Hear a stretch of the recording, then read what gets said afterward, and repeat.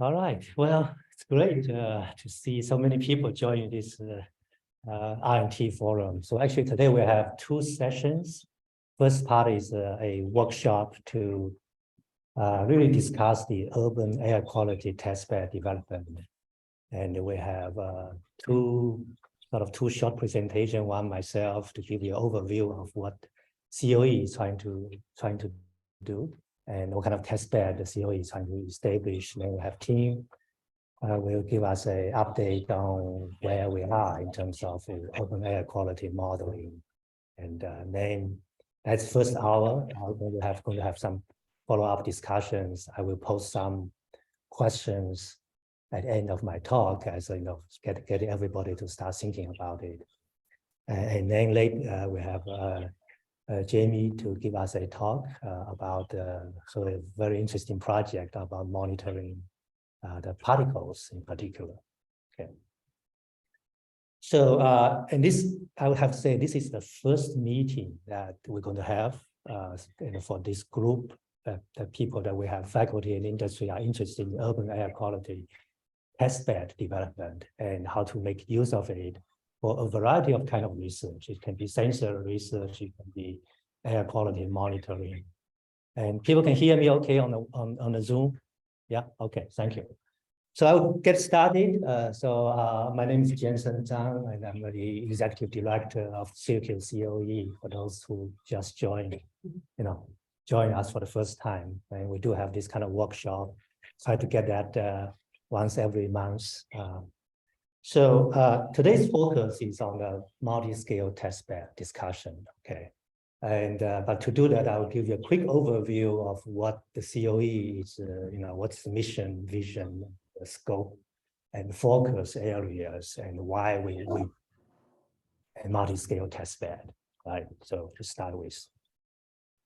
So as most of you know that COE is one of the 14 centers of excellence in New York State that covers all the different disciplines of science and technology. And we are focusing on environmental and energy systems. And our mission is really to bring industry and faculty together. And I think it's a two-way mission. One is like bring the technology developed by faculty to the industry and also bring the problem the industries are facing to the faculty. And then we come up with some research projects, innovative projects to get new technologies back to the market. At the end is to really create jobs and develop the economy for the New York State, and especially has a focus on Central New York.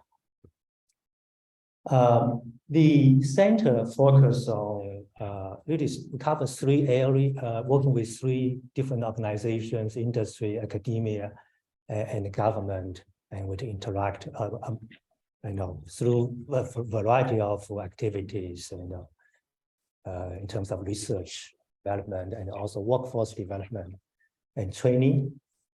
And the technical areas we focus on are three areas. We look at air, energy, and water quality as well. Okay, but of course it's very, very broad, these three things. But we try to focus on this air, energy, and water that's related to buildings and communities. Okay. And these slides give you some examples. Like, for example, in terms of air, we look at the urban and indoor climates, and look at air pollution and heat wave problems, and green infrastructure and urban morphology, indoor air quality, and look at the exposure of people to different various pollutants, and also what's the health impact. Right? And there's water examples for water, storm water management, water quality, filtration technologies, pollution remediations. And then if you look at the energy side, we look at load reduction and energy savings, supply and demand management, green interactive, efficient buildings, energy storage, and response to the to severe climate change, climate incidences.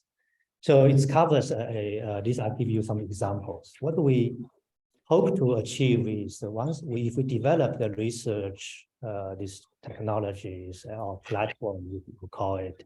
And given the building design and control strategies, we can evaluate different building design and control strategies. We can look at the occupants' behavior and activities, community and urban planning strategies, and climate change predictions. Right? And based on this as an input, how can the system we collectively developed, can help us to understand, predict how what would be the performance of buildings and how they impact the health, environment, energy, and economy, and what will be the climate change, and what kind of technology are most suitable to deal with those changes. Right. In terms of approach, we have looked at intelligent systems. There's one of focus, try to emphasize the use the latest the technologies, intelligent technology, IoT-based sensing and controlling, and also enabling technologies such as sensors, air purifications, and others. The third thing approach we have here is, which is very much related to what we are discussing today, is we like to be able to develop what we call physical test beds, so that can be used for both research and technology product development. Okay.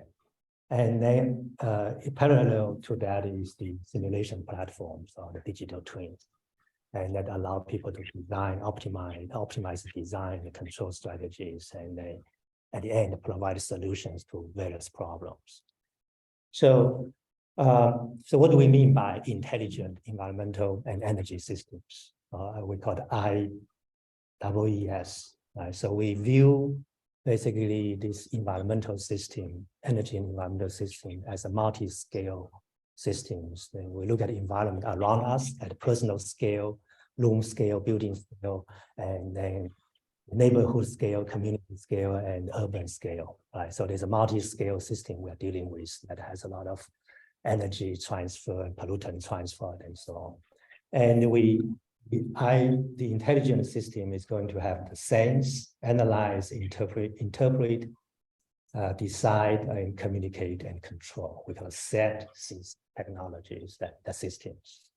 And we look at both the urban ecosystems and built environments, and at the end we look at how they impact human performance. Right. So this is kind of overview of the intelligent systems. In terms of capabilities, R&D capabilities in Syracuse COE, Center of Excellence, and the collaborating institutions, Syracuse University, ESF, and others, and SUNY Oswego, and also the many faculties that we work with. We call the COE associated faculty and fellows, and so there's a lot of capabilities. COE building itself is a wonderful test bed, as you can see from the variety of labs within the building, but also we have on the exterior side we have a monitoring tower that monitor the energy conditions. So here, this is what we envision what a multi-scale test bed looks like. Right? So you look at the urban, we look at Syracuse area, and we have urban scale, building scale, room scale, personal scale, and micro scales. And you can see where the COE building is located, which is right in this cross section, in the corner between the I-81 and 690. Right, so you can imagine it's a perfect location to monitor any pollutants that can come out from this traffic and so on. And we also would like to see set up monitoring stations in different locations, different communities in Syracuse, so that we can understand what is the pollutant source, sink, and transport issues. So here is a diagram that came from a proposal that Professor Cliff Davidson has led, and with many of you involved in this proposal, where Tim, Jamie, we're all involved in here, and Bing back there. And basically this one is look at the urban air quality and the community test bed. And we want to build on what has been done before. We have a very strong team created and some very good ideas. And that I think that proposal, of course, is very broad, right? It's very broad, and we try to have some focus initially in our air quality monitoring side. So we would look at the current state, trying to see, okay, what are the conditions we are in, and we're interested in look at system dynamics, heat, air, moisture, and pollutant transport, and where these pollutants are coming from, where do they go, the sinks, so sources and sinks, and look at transport and transformation. So they move around, but also they change their chemical composition, the size of the particles will change, and there's a new products, byproducts can be generated from chemical reactions. So there's a transformation as well as transports happening. And the area we look at, the focused area, the main area is shown on your right-hand side of that graph, showing that you see the I-81 and the 690. And we identified in that particular proposal, we actually selected a couple of locations that distributed places for monitoring, including one station here, one at the campus, on the main campus, and also in other communities. There's one also very very clean the rural side, and as a reference to see how the conditions in the city compare to the conditions in rural. So we'd like to have some kind of strategic monitoring stations. So this test bed, right? We have objectives and scope and approach here. First we want to build upon the teams and capabilities that we have assembled from that proposal activity. It was a huge effort led by Professor Cliff Davison, and unfortunately he cannot be here today because of he has class teaching, and we have this set up. So, but as I said, this is the first meeting, so he will be involved and continue to work with us on this. And we also have some existing monitoring capabilities. I mentioned the power, and we also have some setup before on both sides of the highway I-81. There's two stations we used before in measuring the ultrafine particles. As an example, I will show you what we did before.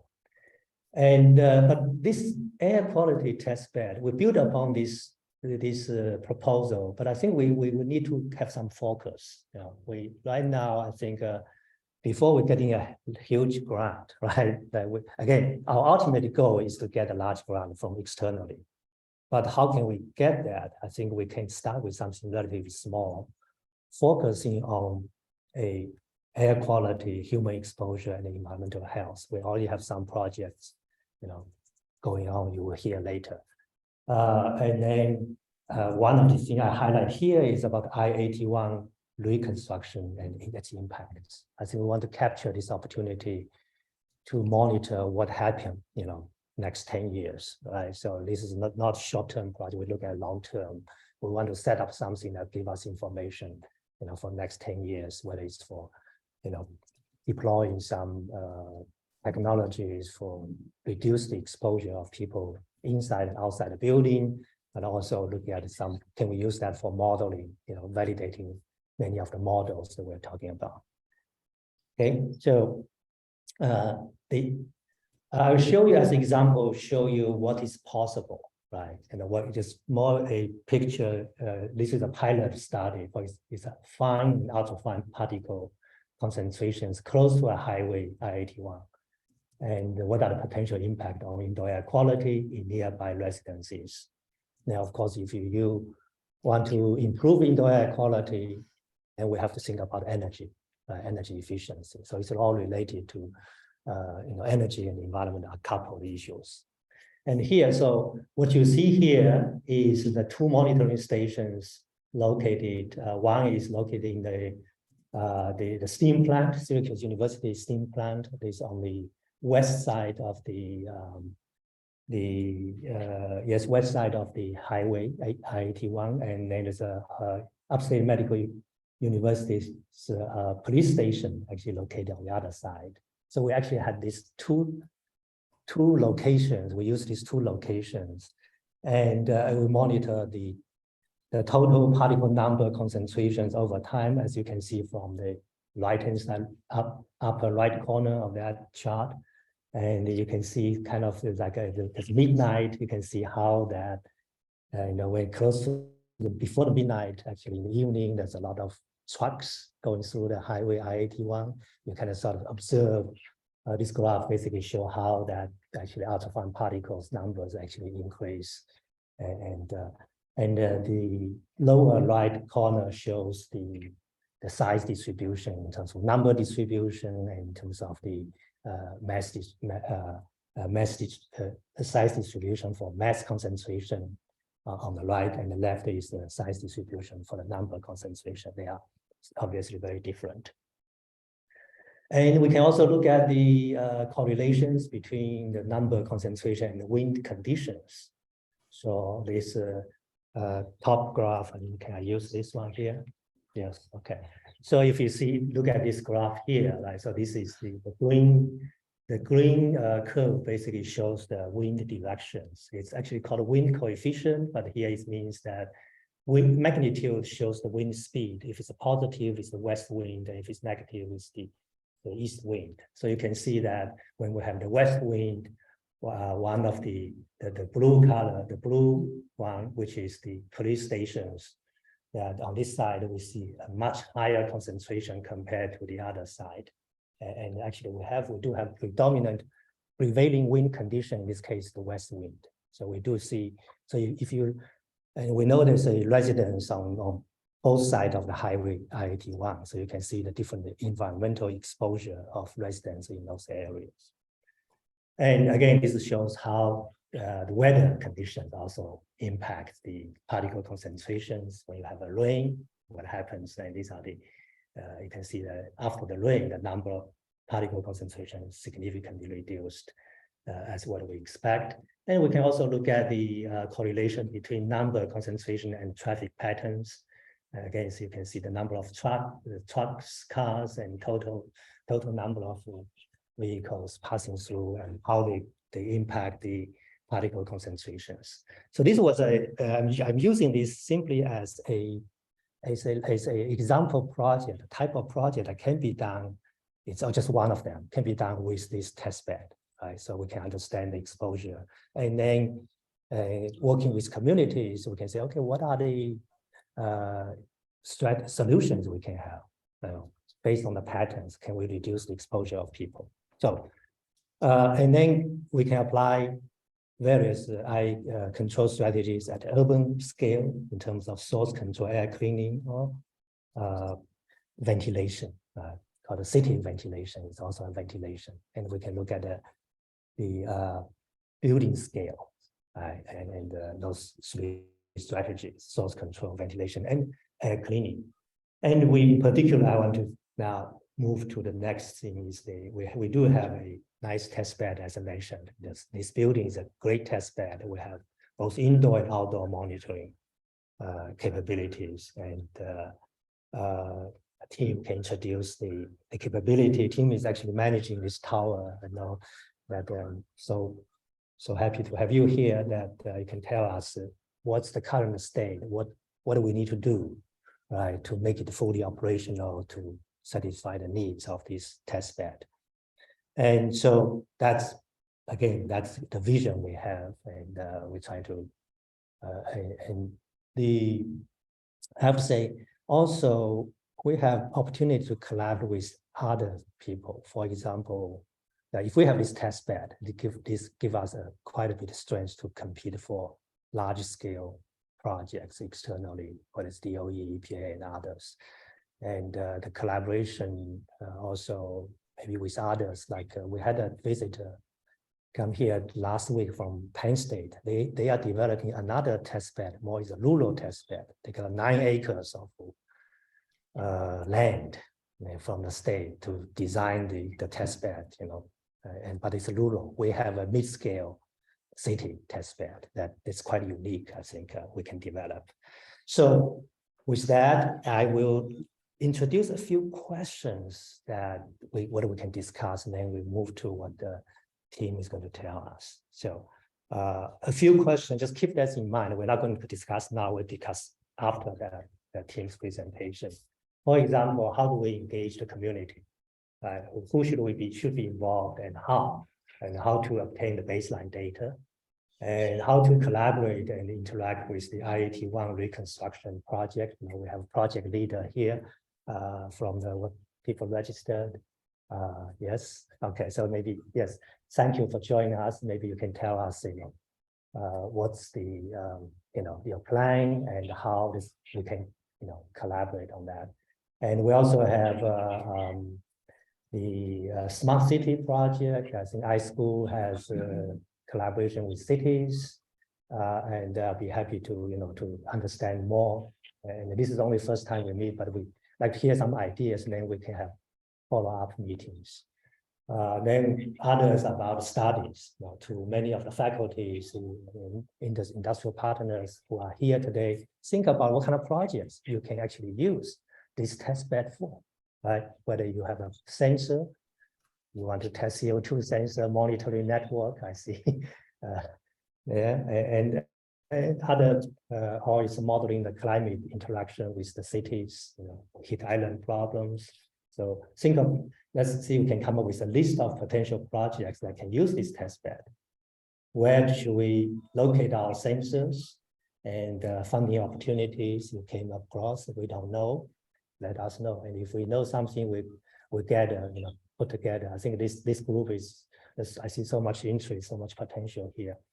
And then there's a related modeling and simulation studies, and urban, perhaps we look at forming an urban microclimate and air quality study group, and to continue pursue this area. So with that, I'd like to move to team's presentation, and then we follow up with a discussion. Okay.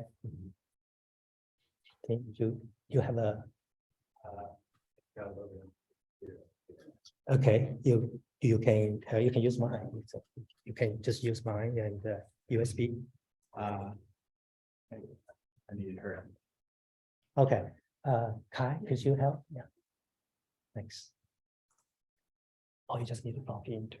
I already loaded it on. Oh, already loaded on. Oh, okay. Oh, okay. Then you just need to go here. Exactly.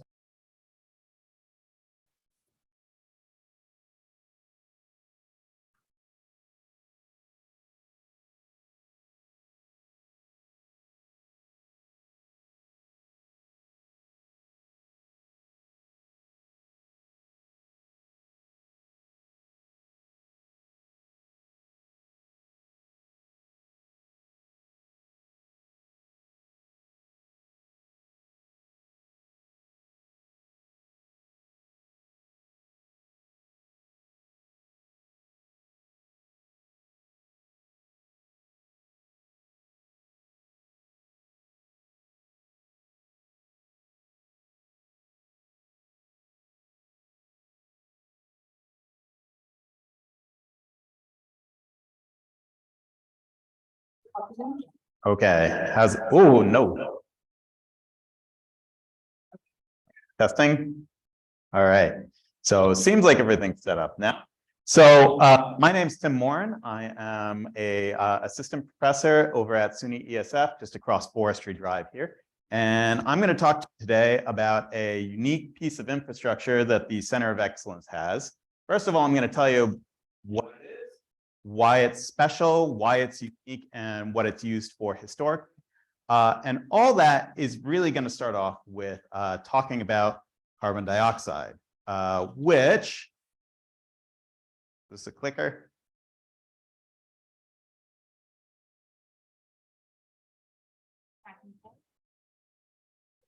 What's that? Nor is the keyboard, actually.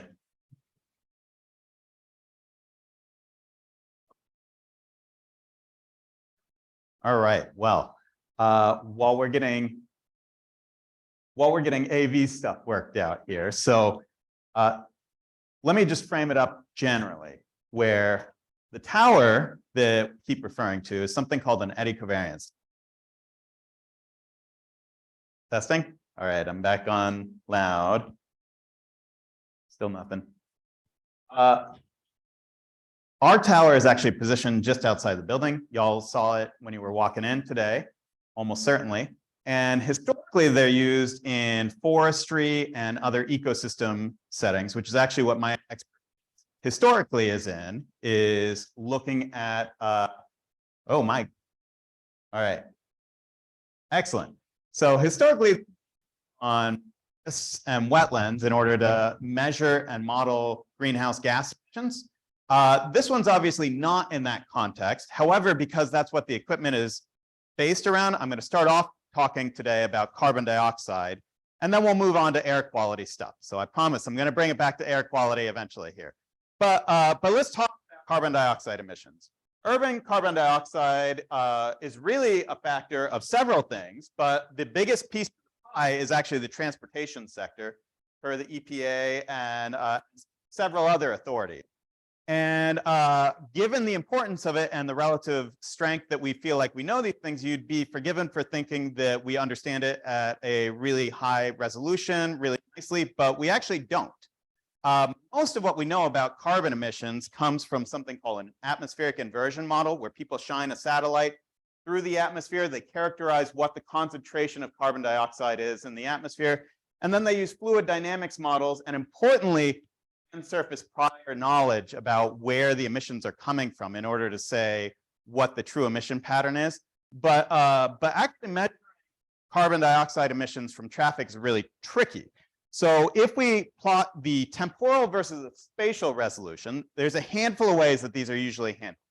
The big spatial and temporal resolution one is if we know something about how fuel is consumed for a city, we could say how much carbon dioxide it produces, but that's very spatially coarse, and it assumes that it averages out pretty well over time and space, but it doesn't give us very fine scale knowledge.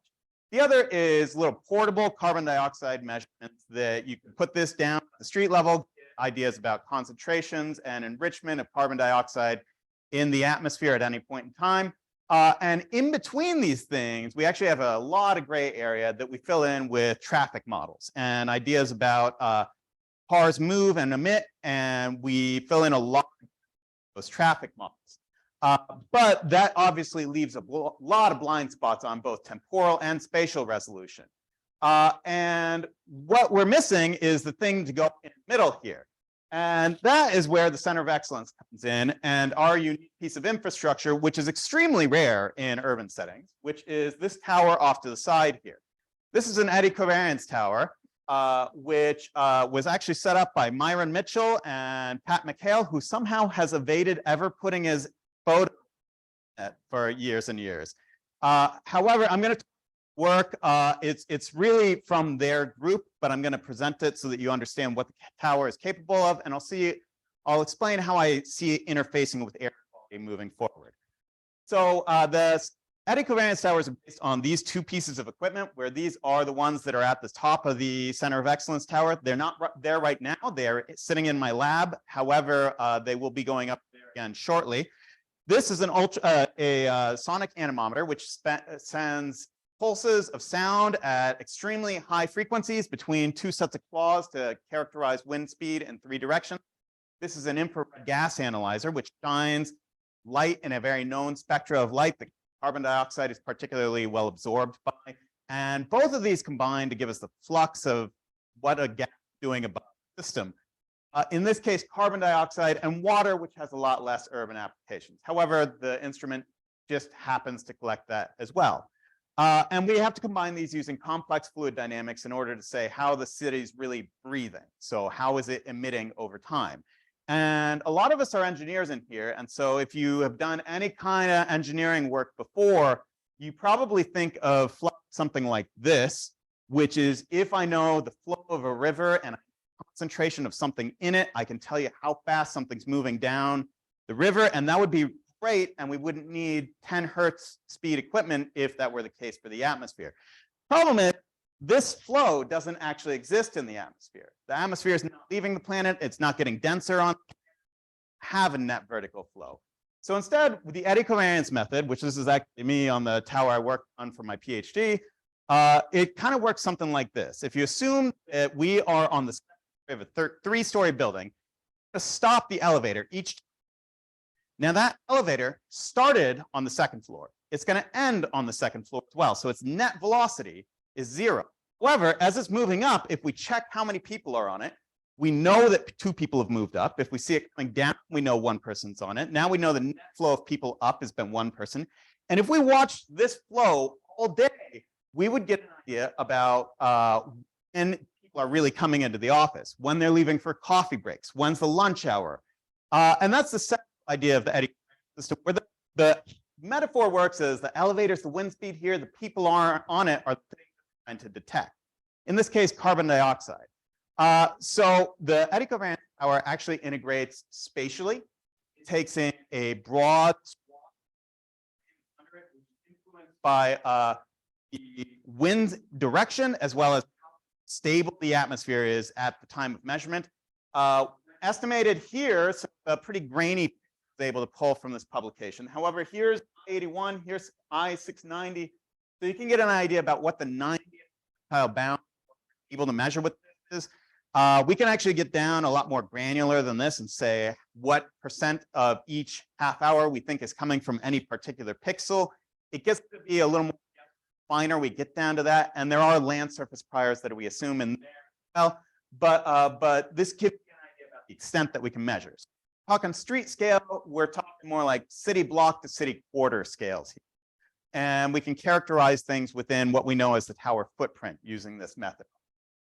Now, we also know, as Jensen mentioned, that the profile of the center is not uniform. It preferentially blows in from the west, and so we preferentially sample from incidental B. And so we have a pretty well characterized wind direction from where the big highway infrastructure is at. So this is now we're getting into the it's a paper from Myron's group by and Buckley, who did this work on a 2011 time series of flux measurements at the site. But we could see that the fluxes coming from the highway direction tend to be higher, which makes perfect sense because the highway is breathing out a lot of carbon dioxide as cars go by.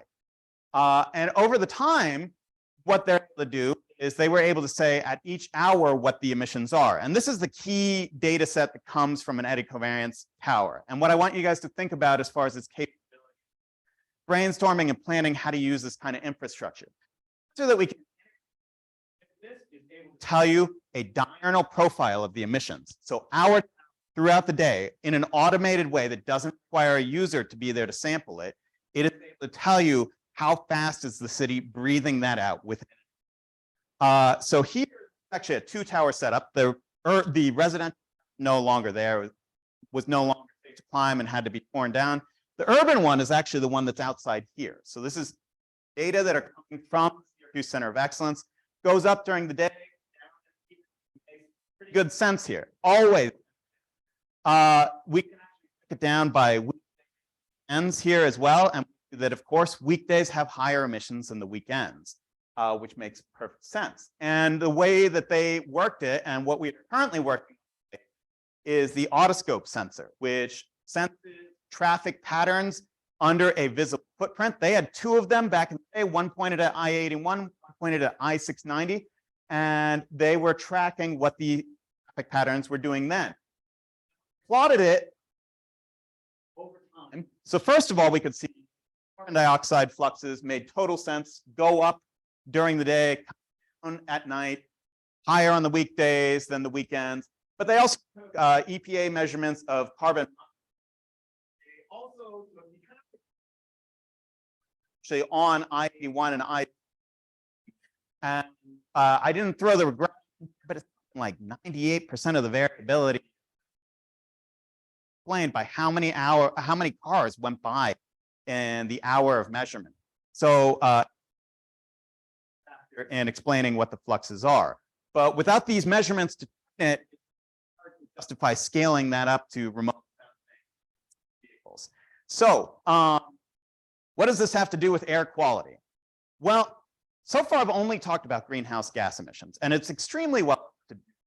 What we're currently working on restoring. So the carbon dioxide sensor will be going up pretty soon. We're calibrating it now. It's pretty much ready to go back up. There are other sensors that are. This is what we were really proposing to do in the big DOE IFL program. So anything that can sense at approximately 1 hertz, 10 is better. So we can get, we'll pass academic standards where we can integrate it into the tower setup and we can get a reading on it. We'll have to do spectral corrections. It's a lot. I don't want to minimize it, but we can make that work. Sensors that we for sure work with. Methane is really what I look for this space because it's a greenhouse gas and people have figured it out historically, but it can be integrated here for any kind of vehicle that's running on compressed methane to run. We don't have that many of them here. It'd be more important if we were in Europe, but N2O is also figured out, a little more expensive. I'm going from most confident to least confident here.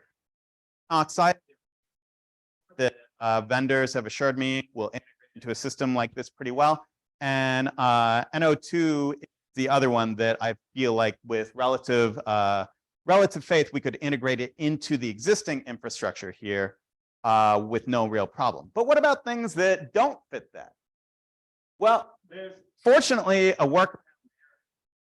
A lot of air quality markers that we might want to know about, that the city might be breathing out, that it would be nice to know about. There's ways we are with you guys. The alternative, if we don't, is it can equilibrate or can't that we require. Positioning sensors that are high up on the tower also integrate it into the tower framework, where what we can do is something called the gradient method, where we assume fixed law of diffusion here. The going to be in the diffusion term here. However, we have carbon dioxide flux at the very top of the tower, so we can actually train our diffusive constant if we assume it's about the same for carbon dioxide as whatever else we're. Then if we can get a concentration gradient, we can actually model what fluxes out are going to be. There are still some limitations for what kind of sensors we can put onto this are, and I'm going to leave it more to the experts for air quality sensors to tell me what is possible to integrate in this way. But in general, you know, sensors like this, you need to be able to buy at least a pair of them. They need to be able to log continuously. If they can log to a centralized data logger, even better. But at least we need to synchronize clocks.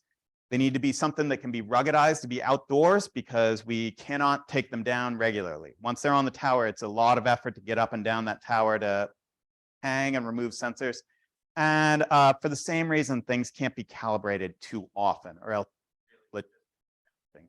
However, anything that we can work with within those frames, we can probably figure out like at least how fast I-81 and I-690 are breathing. And this is a really interesting time to be doing that work with the big infrastructure overhaul that we're likely to see in Syracuse. So in that way, I think it's a really unique platform that we've got. There are fewer than all of the United States. There's a few more in Europe, but still not that many. There's very few urban towers like this. So it's a pretty unique opportunity. And very match this kind of data infrastructure that we've got here. So I'm going to conclude it there, and I think hand it back over to Jensen. Thank you very much for your time, everyone.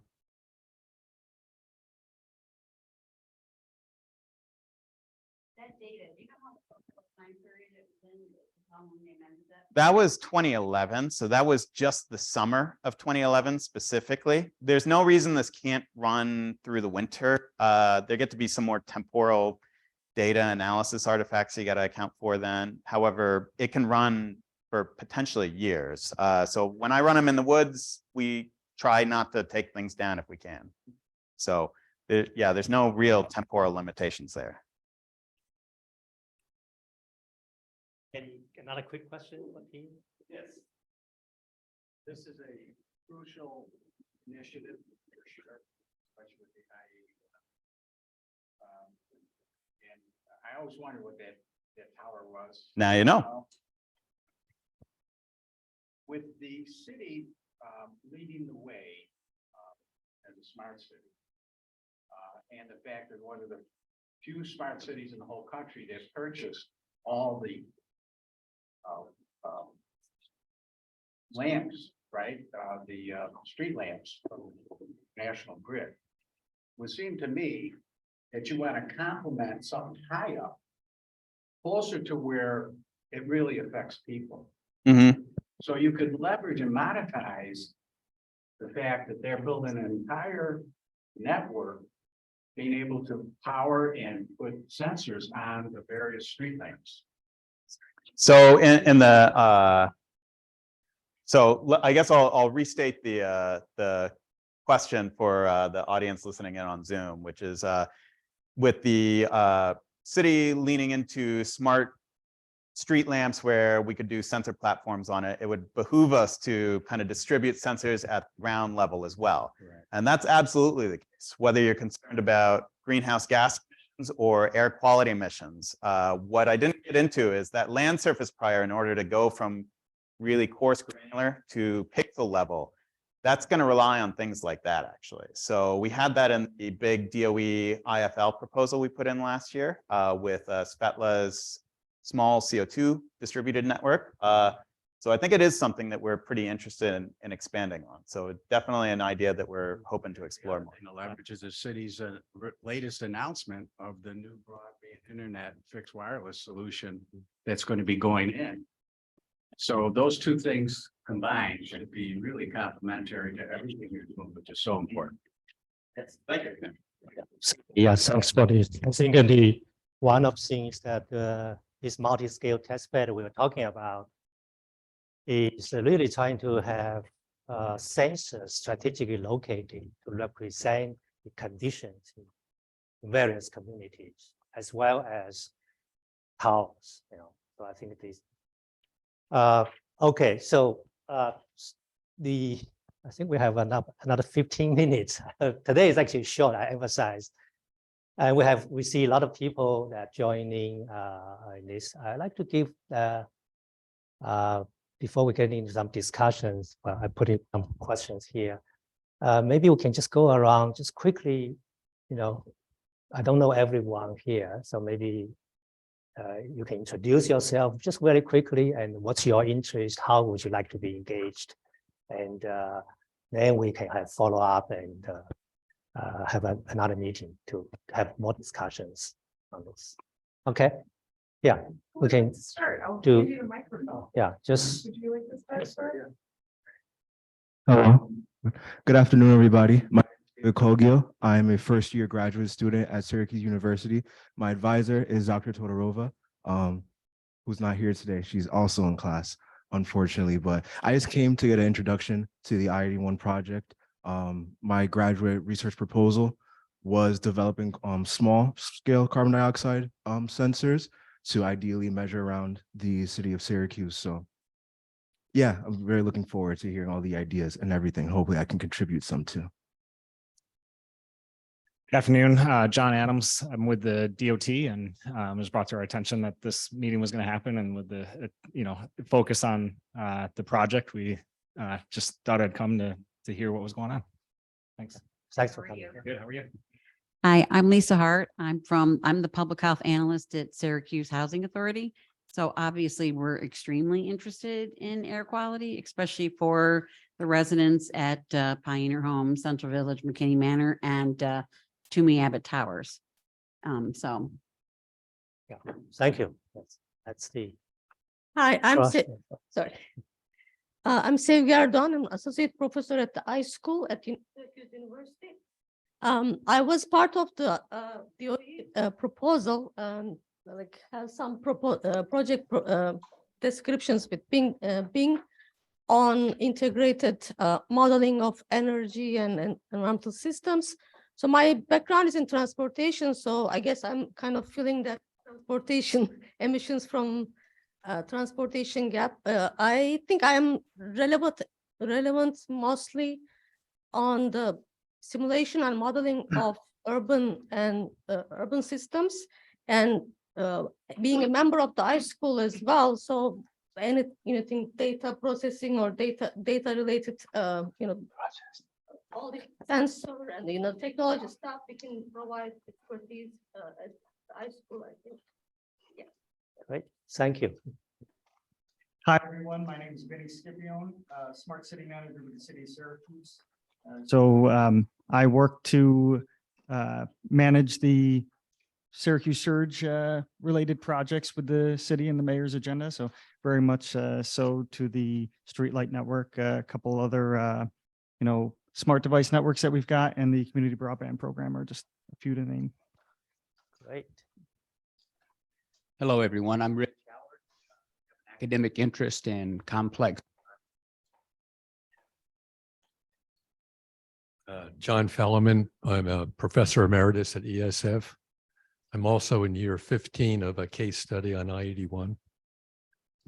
One of the bridges down the road was my master's thesis at Cornell. So I've been involved with the road for quite a while. Thank you. Hi, everyone. My name is Xin, one PhD student in Jensen's group, doing two things now. One is another one is try to find the reliable low-cost VOC sensor. Yeah, thank you. Thanks. Hi everyone, my name is Wenfeng. I'm the new PhD student, follow with Professor Zhang. I'm working on a air cleaning project. The technology is needlepoint bipolar ionization. As the molecules and make the particle charge, then we can remove the particles with a higher efficiency. Thank you. Hi, everyone. Jen Tift, Director of Strategic Initiatives for the City of Syracuse.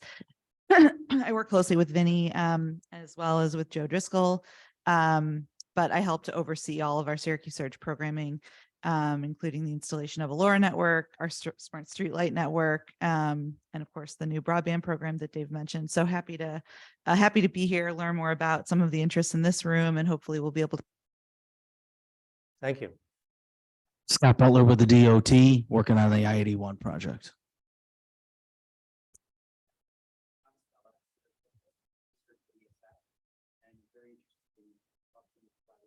The I-81 project with all the partners. Thanks, Joe. This is actually one of your wish list to get a group like this. Keep it easy. Dominic Chapone, assistant news editor for the Daily Orange. I'm just here to cover this. So. Tammy Rosanio, Associate Director of Partner Programs here at SyracuseCoE. Welcome. I'm Dave Mankiewicz. I'm with Center State CEO, and I've been kind of the liaison on the I-81 project for Center State, and I've worked for years in downtown and Center City revitalization. I'm Liam Kirst, Community Engagement Coordinator with Home Headquarters. We've built a number of affordable homeownership houses really in the footprint of the 81 and plan to continue to do so. Great. Hey, I'm Joe Driscoll. I'm the city of Syracuse's 81 point person, mostly looking after the city's interests in the project. So important to remember it's the state project. So I'm just looking after our stuff. Thanks, Joe. My name is Paul Grimshaw. I'm with Inficon in East Syracuse, New York. We're a Swiss-based company. I'm the sustainability manager, so I have interest in that, but also I have interest in urban conservation. So we're working with SUNY ESF and Dr. Leopold to try to push forward just kind of a re-landscaping of our corporate campus. And also we just have instruments that measure toxic chemicals, chemical warfare agents. So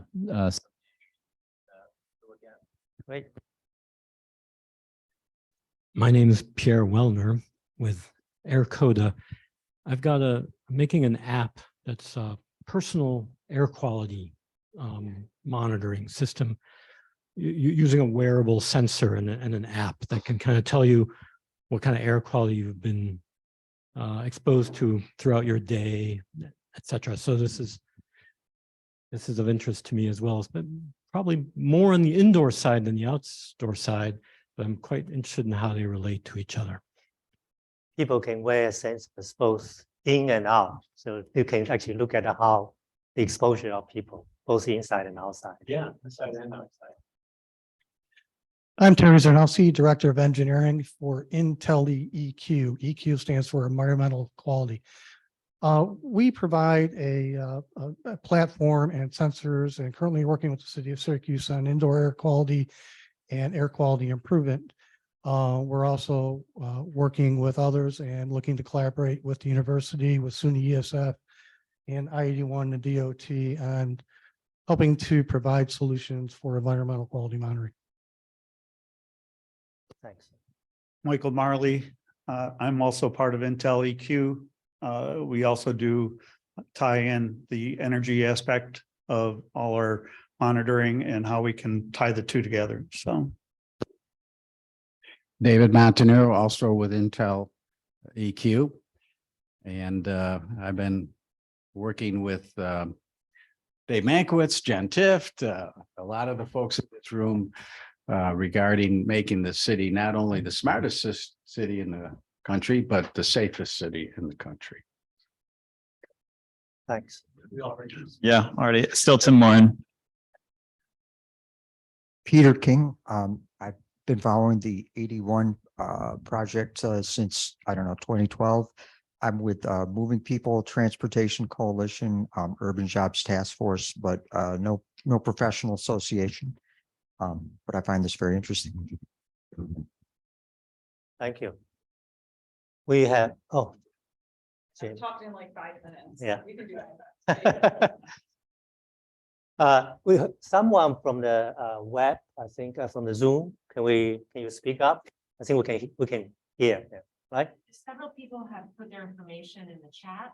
I can Okay. read it out, or they can unmute themselves and speak. What would you like? Yeah. They can introduce themselves. That's fine. Yeah. If they, Okay. yeah. I have a few faculties in particular, I think, part of the original proposal development.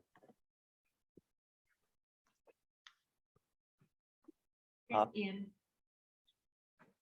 This is Ian Shapiro. I'll be joining COE next We have a week. speaker here. Can you hear me?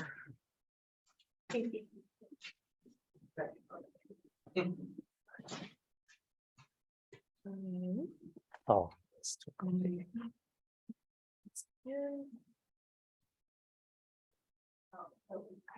Where's there we go. Is he still there? Hi there, it's Ian Shapiro. Can you hear me? He may not be. So, yeah. Okay. Oh, he may not be there anymore, but there are quite a few people here. There. Okay. Okay.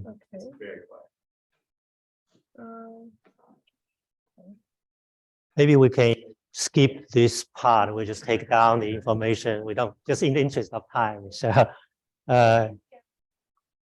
We need to turn that volume up. For the room volume. Oh, I see. Ian, your camera is off. There we go. Oh, there we go. Is that working a bit? It Yeah. takes a while to crank up here. Testing. There we go. There we go.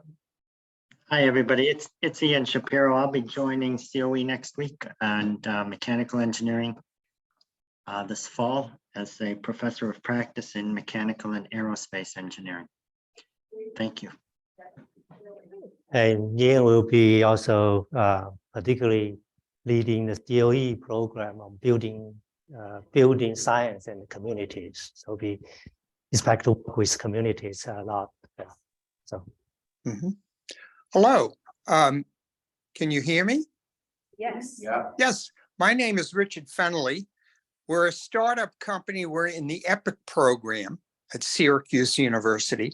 We focus on keeping condenser coils clean in all cooling equipment, and we have a patented air pre-cleaner technology. So in essence, what we're doing is getting better air quality within the condenser coil enclosure so that the units don't lose energy efficiency. Thank you. Thank you. Okay, we have Hi, Jialei. hi everyone. Can you hear me okay? Yes. Okay, hi everyone, this is Jialei Shen. I'm currently a postdoc research associate at National Institute of Standards and Technology, or NIST, and I'm working for the indoor quality and ventilation group. And currently I'm working on something related to the content development. And before I joined NIST, I was a PhD student in Jensen's group. So I also work on something related to indoor air quality and also, well, something else. And I remember at my first year here, actually, we did something related to this project. So I-81, I actually did something, some safety simulations related to the proton transmission from the I-81. So I'm very looking forward to have like more opportunities to work with you and have more discussions. Thank you. Thanks, Jialei. Yeah. Okay, Hui Ting. Yeah, hi everyone. Hi Jensen. This is Hui Ting Mao, professor in the chemistry department of SUNY ESF. My research area is regional air quality and climate interactions, and I was in the DOE proposal team from the last year. So I'm very interested in today's workshop and fully intending to continue potential collaboration with everyone. Thanks. Thank you. Yeah. And one more, anyone else? Hi, my name is Zhenlei Liu, a PhD candidate of Syracuse University. My research will focus on the indoor air quality. In this project, I'm looking for an opportunity to expand my research from the indoor to outdoor and figure to do some investigation about the interactions between outdoor and indoor. So I have the experience of the particle VOC studies of indoor. So I hope I can contribute to this project. Thanks, Jialei. Yeah, certainly the reactions, the models you're doing will be very helpful. Yeah. Do I have one more person? Oh, yes, Tiffany, please. Hi, everyone. I'm Tiffany Fleming. I'm the newer research development director at ESF. And so I'm interested in learning about the I-81 projects and supporting collaborations between ESF faculty and SU faculty and community partners. It's so great to be here today and learn a bit more about the work that you're all doing and planning to grow into larger competitive proposals. Thank you very much. Yes, I'm Joe O'Hara with CamFil Air Filtration, and I'm interested in the additional particles that are going to be generated by the construction as we supply the Syracuse City schools and the hospitals with all their filtration. And there's going to be quite an increase in that during the construction. So I'm interested in this project very much. Thank you very much. Thank you. I think we go on. I think we should move to the, so I said thank you for the participation in this section, and we have another speaker and give us a R&D forum, and that is one that we have once every month try to have, and it's very much related to this particular workshop we just conducted. Obviously, we're going to continue to discuss this topic, and I will use this group as like a larger group as our, for this topic, and reach out to you and have some follow-up discussions. And also, please do come to us. Let us know if you see some opportunities for us to collaborate. Okay, so with that, without further ado, I will introduce Jamie Mirowsky that yeah. So Jamie is a faculty member of the SUNY ESF in the Department of Chemistry, right? Chemistry, yes. Yeah.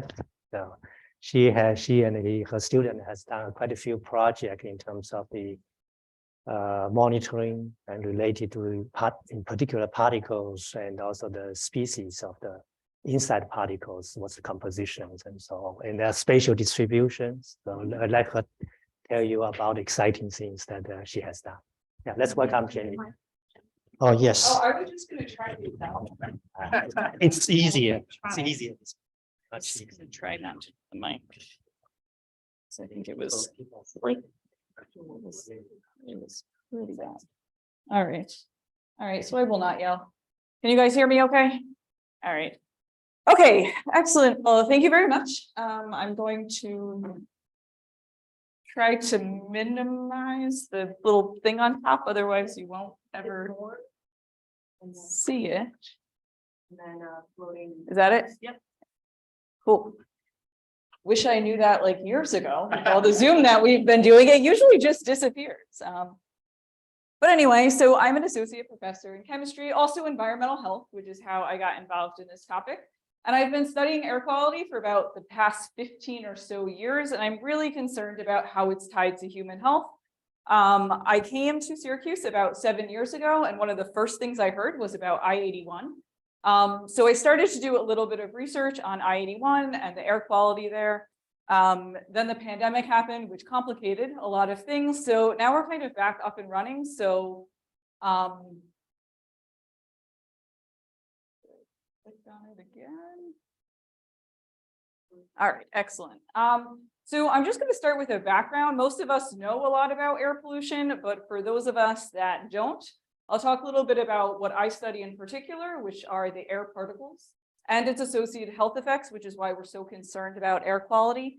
And then a little bit about the history of I-81. I'll probably go through that pretty quickly because I'm assuming most people here know about the history of I-81.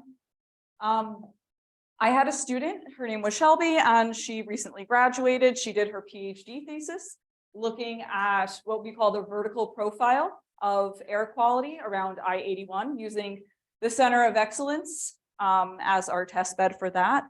And then I have two new projects that are going to be starting up this summer, which will tie in a lot with what Jensen was talking about. And I see some of my collaborators here, some people that I've talked to already, some people that I want to talk to after doing these introductions, and how I can try to get as many people involved as possible.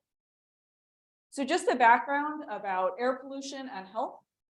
There have been a lot of studies on air pollution and health. We've known that it's been a really bad thing for a very, very long time.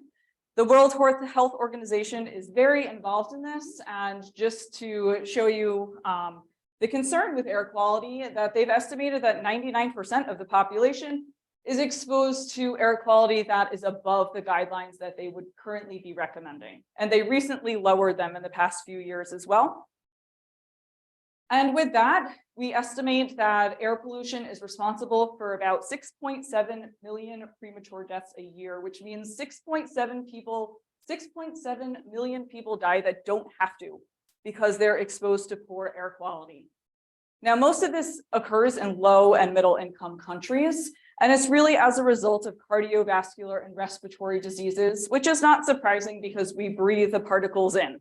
So that would be the respiratory system, but there's also a lot of cardiovascular disease that's associated, especially with the small particles. It's thought that once the small particles are actually inhaled into the lungs, your cardiovascular and your respiratory system are so intertwined, those particles can get directly into the bloodstream and influence your heart. But because of this, the World Health Organization considers air pollution the single largest environmental health problem that we face today. And I talked a little bit about the respiratory system and the cardiovascular system, but they've actually found that almost every single organ is impacted by poor air quality. Because once these particles and other factors can get into the blood, they can translocate through your entire body. So there's been a lot of work that has looked at things like dementia and mental health is most recently.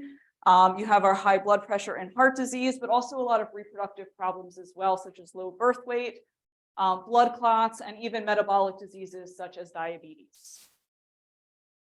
So again, we've known about poor air quality for a very long time. And in the 1970s, the EPA created the Clean Air Act. It went through multiple revisions, but it set what we call NAAQS standards, or National Ambient Air Quality Standards. And the main reason for this is to protect public health. And they're not only concerned about healthy populations, but they're concerned about the sensitive populations as well.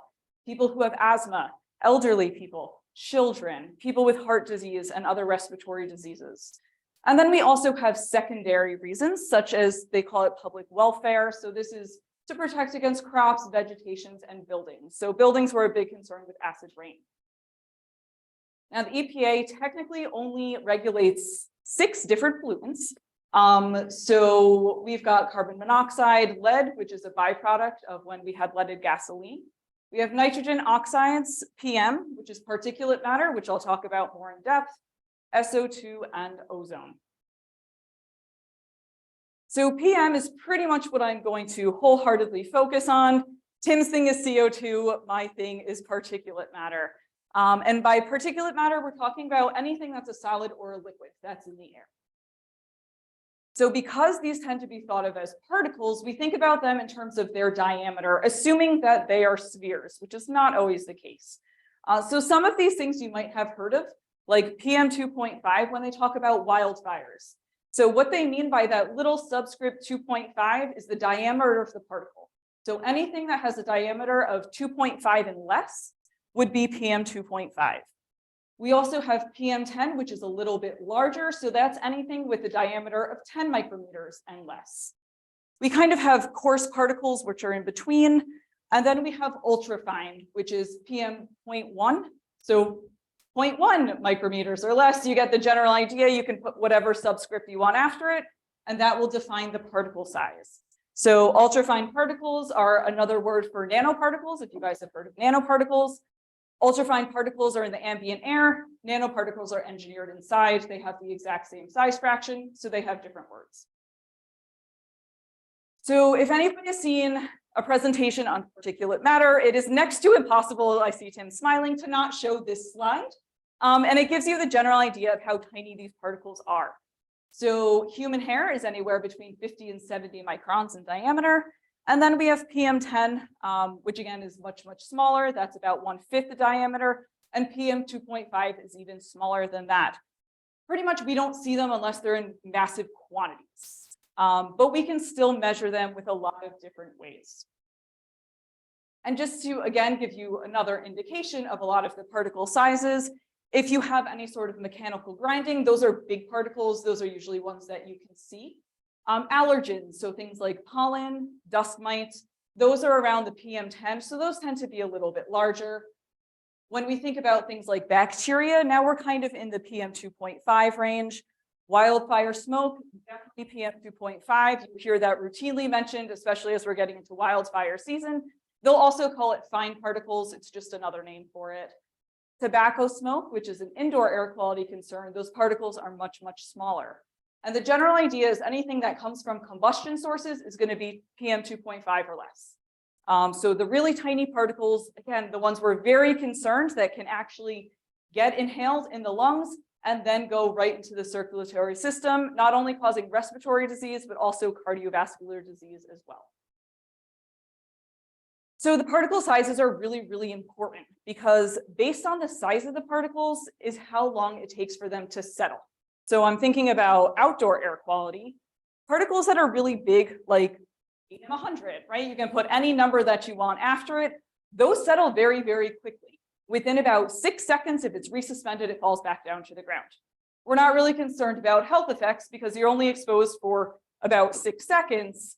So they're not really going to impact you. But when we start getting smaller and smaller and smaller, then we start getting more concerned. So we can see PM10, it settles in about 8 minutes, 8.5 minutes or so. Those will be up there long enough that you resuspend them, you have time to breathe them in. So that could be something as simple as walking across the carpet or vacuuming can resuspend the PM10.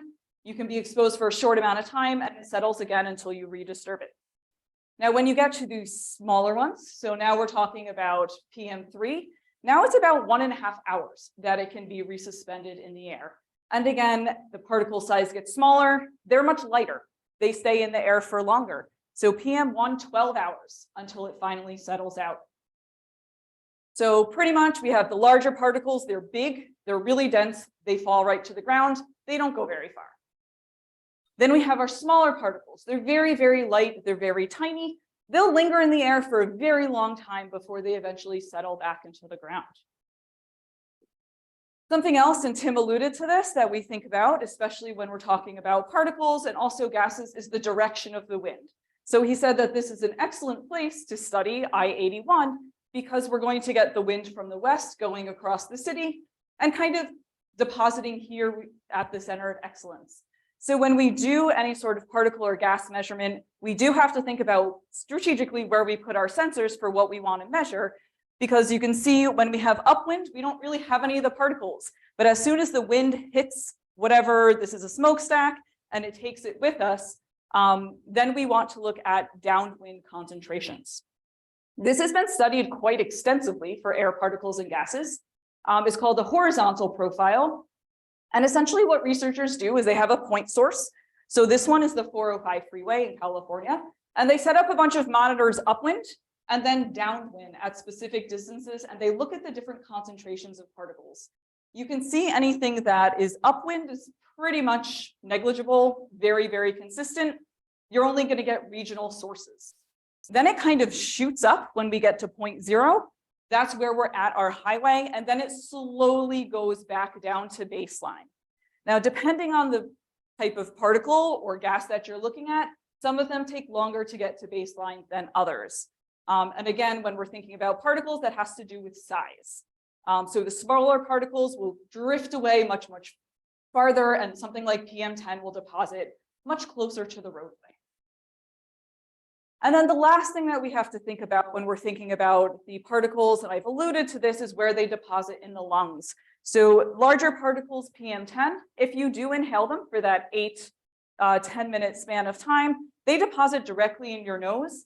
They can't bypass our lung defenses, where our lungs just keep on branching out. So they deposit really in the upper airways. When we get to PM 2.5, those are a little bit smaller. So now they can move a little bit farther, so they can get past some of our defenses, and they deposit kind of in your lower respiratory tract. And then we have the PM1 that can pretty much get through all of our defenses. They're so tiny, and then they can translocate to the rest of your body through the blood. So that's fine and well, but how do we measure these particles? So there's a lot of different ways. DEC is one of the most consistent that measures it. So along with all the other things DEC does, they do set up central monitoring locations all throughout New York, and there are monitors all throughout the country, and they're all essentially, data is funneled to EPA. So in New York State, we have about 50 monitors, and here's an image of New York, or a map of New York, and you can see any of these green dots are where these monitors are located. So in some place like Manhattan, you're going to have a lot of monitors because you have a lot of variability with the air quality. And then once you kind of get farther away from the city areas, you're lucky if you have one monitor in the location at all. And we are lucky in Syracuse, we have one. And I'll talk about that in a little bit, but I do want to talk about the things that DEC can measure first. I've listed the criteria air pollutants. Those are in red. So those are the 6 things that EPA monitors. So things like ozone, again, carbon dioxide, nitrogen oxides, carbon monoxide, and RPM. They can also measure things like black carbon. They can measure meteorological data, so you can get temperature, wind speed. These are not at every single location. So not every one of these dots measures all of them. Sometimes it's 1, sometimes it's 2, sometimes it's all. It really is just dependent on where it is that you're looking. And then they can do other filter-based measurements. These are all in real time, and these are direct readings. So there might be a lag of about a half hour, an hour, but you can usually get these measurements free to download, easy to access. If anybody wants help accessing them, let me know and I can show you how to do it. Because we do have a site in Syracuse. Now the site in Syracuse is up there. It's in East Syracuse. I'll show you an image of that in a little bit. But we do actually measure a fair quantity of pollutants. So we can get PM 2.5. You can get this on an hourly basis, and historical data goes back to 1980. So you can get a lot of data from this site. You can get PM 2.5, PM10. Ozone seems to be hit or miss when that monitor is working. We don't control it. You can get temperature, humidity, wind speed, and wind direction sometimes. So I also want to point out where Syracuse Center of Excellence is. And that is important. But just, I don't know if anybody has actually seen this monitoring location before, but this is where it is if we look in the general direction. So it's right by where 481 and 690 come together. This is an image of the site. You might have passed it and not even know that you passed it. It's just past Home Depot. It's just past. Excellent. I actually haven't even seen the site. I just use the image. But we have this site in Syracuse, which is great, right? Until we realize it's not, because it's 4.5 miles away from I-81. So how representative is this site, and why is distance a problem? Well, distance is a problem because these particles settle at some point. So probably not great for PM10 that can settle in a short amount of time and don't travel very far. Maybe okay for PM 2.5, not quite sure. 4.5 miles is quite a distance for these particles to travel. When I showed you the image of the 405 highway, that was about 200 meters that I got down to baseline level. So when we're talking about now miles, not incredibly representative of what we would see in downtown Syracuse. So that just summarized with the concept of the health effects, you know, while we have the central monitoring site, it is not ideal. It is not ideal when we're worried about I-81 and what could be happening here, because we can't really generalize using that site. So we don't actually know what the exposure of people is going to be. We can only pretty much guesstimate at that point. And I'm just going to quickly go through I-81, since I think most of us are familiar with it. But a little bit of background about I-81 and how it ended up being developed. So this was a result of the Federal Aid Highway Act of the 1950s. And it did have a really solid purpose, and that was to eliminate unsafe roads. So who's going to say no to that, right? Or inefficient routes. They wanted to build this, and they wanted these roadways to be either elevated or depressed, because they did not want the constant stop and go going through urban cities. They wanted this to be a bypass and a throughway. So that was the ultimate goal of doing it. They wanted it to be 4 lanes wide. And they just really wanted to decrease the number of intersections so people could just easily go through and you didn't have this stop and go. Kind of the opposite of what we're going to do with the community grid. But they wanted the car speed to increase. Weirdly enough, if you look at the timing of this, they were also concerned about nuclear fallout, and they wanted to make sure people could evacuate the cities as quick as possible. And the most efficient way to do that was to have either an overpass or a bypass with pretty minimal exits, which kind of explains exactly what I-81 is. So that's a little bit how it was constructed. As I'm sure most of you know, I-81 is not the only highway that was built with this. A lot of other roadways have the exact same thing. They were built at the same time. They're having the same lifespan problems that we're having now. And that's why Syracuse is really important. We're kind of the ones that are leading the way in terms of what to do with these highways.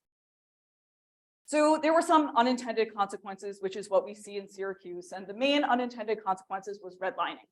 And it meant that all the people who were living in that area before it went up, they were pretty much forced to live there. And this was through a very controversial process where essentially mortgage lenders refused, based on race and ethnicity, to give loans to people to move out. They were very specific with who they would let move to the city, or sorry, the suburbs, which really forced certain subgroups of population to live directly next to the roads.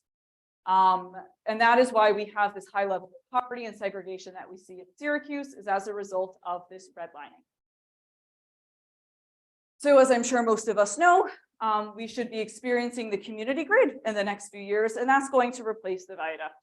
I'm assuming most of us have seen this image before. But as was mentioned, people are still very concerned about air quality because we're just redirecting the traffic in a different manner. And we don't actually know what that is going to mean. And I'm not here to hypothesize what it means. I'm here to collect data so that we can measure air quality before, during, and after the process. And that's what most of my projects are based on. So with that, I'm going to start with just a brief project that me and my student worked on, looking at air quality around I-81. And the relevance of the question was that we want to know what the current level of air quality is at I-81. We don't really have that data in terms of air particles. But we also want to know what is the current air quality where people are at the ground level. And are those two things currently different from each other? And the idea is that if I-81 is lowered, are all those pollutants that are above us, that are going over us, now going to be directly on top of us? And that's a question that's not easily answered. People have tried. There's been a lot of work that has done. So I talked about horizontal profile. This is now a vertical profile that we're looking at. And research has been done on this, but not with places like I-81. Most of them have been done in what we call street canyons, which is where you have a building that is next to the highway. We don't really have that here. Everything's a little bit more spaced out, and that influences how these particles may or may not settle or drift away. So that's kind of the main thing. And what people have actually found is that the PM would be higher at ground level because those particles have nowhere else to go but down. But here they can actually go across and they can go down. So we're really interested in this vertical profile. This has also been done at a lot more polluted cities than Syracuse, and that can influence the concentrations as well. So what we did with a lot of help from people at the Syracuse Center of Excellence, and you might have seen this. This was, we did this project over spring and fall of 2021. And my grad student was here. And those are mesh backpacks. And there are 6 of them that are suspended down the front of I-81. We use mesh so that we could put our sensors inside and you have airflow going through. So they're pretty much open to the air without literally dangling them. It was kind of a protective mechanism. We used low-cost sensors to measure this, and we were able to look at PM10, PM2.5, and PM1. We were also able to get sound data from these sensors. I'm not going to show that today. And we also put black carbon monitors at 2 of the heights so we can compare them. Anything that you see in red is kind of briefly what I'm going to talk about today. So we did this in 2 seasons. We did this in spring and in fall of 2021. Anywhere between 7 and 10 days. And this research was funded by the Syracuse Center of Excellence from the Faculty Fellows Program. So again, just to give you an indication, this is what the building looks like sideways, and then we suspended all of these down. So the building is approximately 22 meters, and at about every 3.5 meters, we had another backpack suspended. I won't go through all the intricacies. I thought this was going to be a much more simple project. I was like, we'll just dangle them down, easy peasy. It was not easy peasy. It took a lot more engineering work than we thought, especially when you consider wind and whatnot, making sure that everything was incredibly safe going down. So I want to thank Paul. I saw that he was online. He really helped my grad student with this project. I want to point out height 2 and 3 is approximately where I-81 is. So a little bit about low-cost PM sensors. Measuring air pollutants is really, really expensive. So there are a lot of low-cost air sensor options. So we picked one option, and I've had these sensors for about 5 or 6 years. The idea is that they're low cost, but the quality is a little bit lower to make up for the fact that they're low cost. But the thing is that if you buy a lot of them, you should be able to get a broader representation of what you're finding. So for example, a project that I'll talk about a little bit, 1 PM monitor might be about $60,000. Here I could buy one for $250,000. So drastic difference of cost, but again, your quality will suffer a little bit. So I do kind of want to make the caveat that these EPA monitors are great. They also can't be suspended in mesh backpacks down the front of a building very easily. If we lose a sensor, not a big deal, right? You don't want to suspend $100,000 worth of equipment in a mesh backpack down the front of a building. So we can deploy a lot of these simultaneously. Caveat, right? Low cost sensors will never be a substitute for EPA monitors, which are really, really high quality, high accurate. So this is a sensor that we chose to use based on some conversations I had with a colleague that helped calibrate them. They're called an AirBeam 2. Shockingly, there was an AirBeam 1 and there's an AirBeam 3 also. So this was the best model that was available at the time. So they can measure the PM1, the PM2.5, and the PM10, and they can also measure sound. And it measures the sound actually through a tablet. So everything is connected to a tablet via Wi-Fi. And it actually uses the microphone in the tablet to record the sound measurements. So we had to calibrate those as well. It can also use GPS coordinates, so you can like walk around with them. They're not really meant to be outside. That's a story for another day. All the different problems that we had trying to do this in the summer with the sun beating on the tablets and these sensors that were not made to be out in 93-degree weather with direct sunlight. Again, you get very creative when you do field work. But the idea is that you then take sensors, you can download all the data, and then we can analyze it. Or it can be displayed on a public website. Not that anybody would know the difference between all of these sensors. We did not display it on a public website. So I'm going to show you the data from October 2021. So these are all the days that we tried to sample, the ones that you see in stars. We only ended up getting about 7 days worth of data. We have one star, which is yellow, which is going to be our calibration, and I'll talk about that in a little bit. Everything that you see with the blue stars, those are days that we actually collected data. We had weather problems on October 13th, so we could not deploy sensors that are not meant to be out in poor weather. And then there's also a problem with low-cost sensors in terms of losing data. So we did lose 2 days worth of data because we just didn't have enough heights to be able to compare them to. So we decided anytime we lost more than 2 heights out of 6, we really couldn't use that data. So that gave us 7 days of data to analyze. All of the data was averaged between 9 a.m. and 5 p.m. that day. So the first thing that we needed to do when you're deploying all of these is to see how consistent they are with each other. Because if you have sensors that are really off, you know, I can deploy 6 all I want, but I won't be able to tell how accurate my data is or how comparable it is to each other. So you can see we deployed all 6 of them at one common location. We found that they were pretty highly correlated with each other, statistically correlated. And you can see the trends, right? You can see when things go up, when they go down, when they go back up again. So we thought that this was good, but you know, slightly troubling if we're trying to compare all the heights to each other. I will also note that when we did our calibration day, we lost all of our data from height 4. So I'm not going to talk about height 4 at all because I can't really compare it when we don't have good calibration data for it. So what we did is we took all of this data and we made calibration curves. And what we did is we picked one sensor that we thought was the most representative. So we picked sensor 3 as our reference. So we also didn't have a reference comparison site for this because we need several things when we have our low-cost sensors, and one of them was access to Wi-Fi. So we couldn't really go over to Syracuse. We wouldn't have Wi-Fi to be able to do it. So we took all of our sensors, we compared them to each other. We picked a reference and that served as our calibration base, and everything else was essentially normalized to that one sensor. This is what was recommended by EPA if you don't have that reference monitor to compare it to. So once we did that and we were able to normalize all of our data, now I can actually get into real data.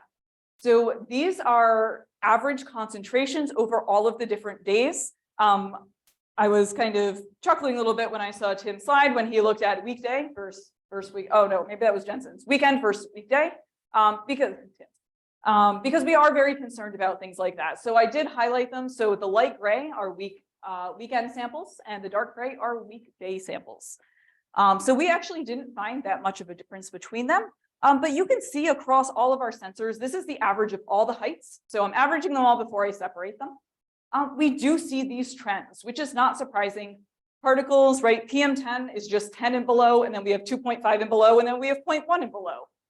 So usually they will follow these very similar trends.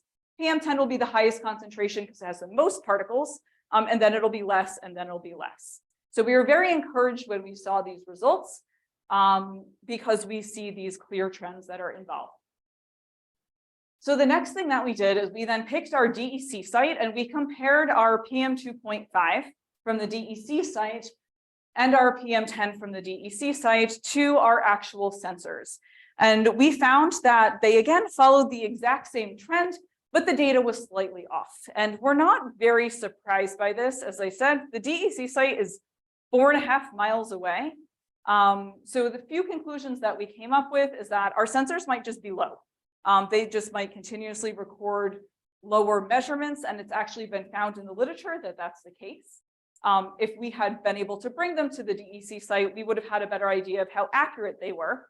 But because we're just comparing them with each other, it's not that big of a deal for this study. But we see that there's also a really good correlation between DEC. So we're getting a lot of the regional pollutants. And now when we compare our sites to each other, this is just for one day, but we can see, oh, sorry, this is for all of the days. There's a lot of variability in our data, which is not surprising if we go back. We do see, right, it goes up and down. So we do have a lot of variability. But what we can see is that at height 2, we do have higher concentrations of our pollutants, potentially because they're coming off I-81. So we do have a lot of variability. Again, large error bars, our p-values, none of them were statistically significant, not surprising, large error bars.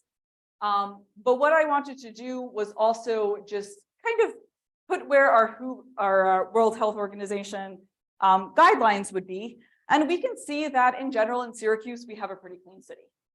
So we are well below the guidelines. So the World Health Organization has a 24-hour average. And that is the blue line. And then they have an average for the annual concentration of PM. And we're pretty much below that except for one day. So not surprising, Syracuse is a fairly clean city. So that is only the beginning of this project. We still have a lot of data analysis to do. So we found, right, these slight distances, but it was a little bit higher at height 2, which is where I-81 is. The data was variable. We did unfortunately have a lot of data loss, very common with low-cost sensors. And the concentrations were actually lower here than they were 4.5 miles away. Again, that could be because we have 481 and 690 coming together. That might be more of a traffic source than I-81 for the days that we measured. But we're going to do a little bit more digging and exploring for that.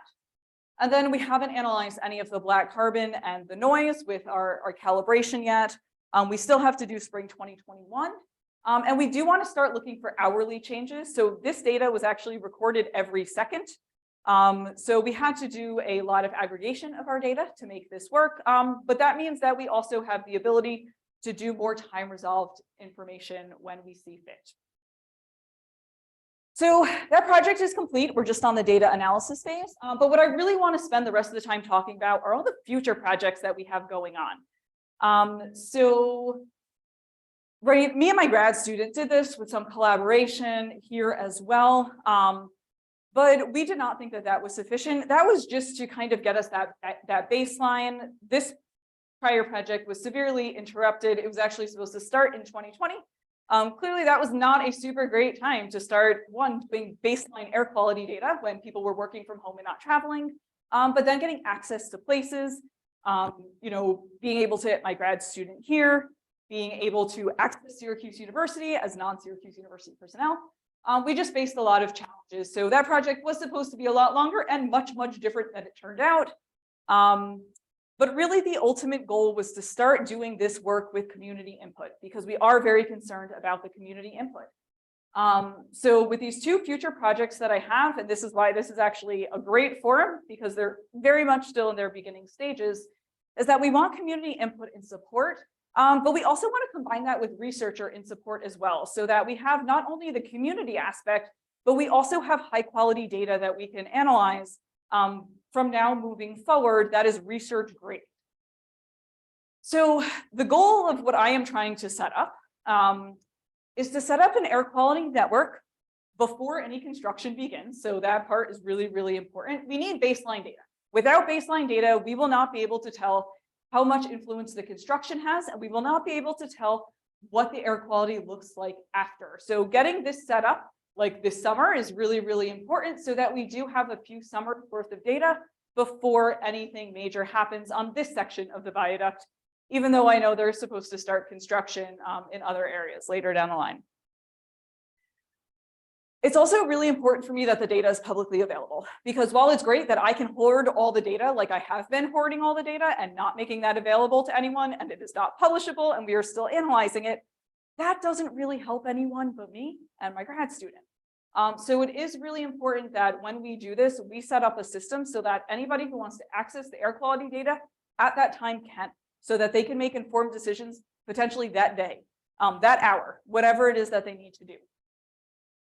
And we also want to make sure that we're doing outreach and curriculum development with this. There's a lot of concern about air quality, but not everybody knows how to measure it or interpret the data. You know, I can spit out a number like 12 microgram per meter cubed, and you might not be able to tell me if that is a good air quality day or a bad air quality day. So that's not very useful if we have a public dashboard with numbers that don't make sense. So we want to go into the schools, we want to do curriculum development, and we also want to do outreach. So I'm going to talk about two projects that I have.